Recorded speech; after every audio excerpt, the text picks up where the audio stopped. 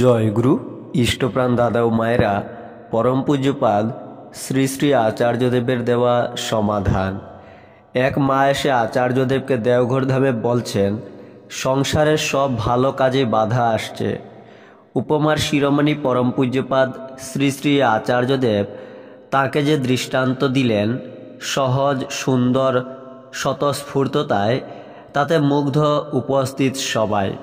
তিনি বললেন, ধরুন রান্না বসেছে উনুনে, আপনি আনাজ কাটছেন, সবজি গুছাচ্ছেন, টুকটাক সাহায্য করছে আপনার মেয়ে।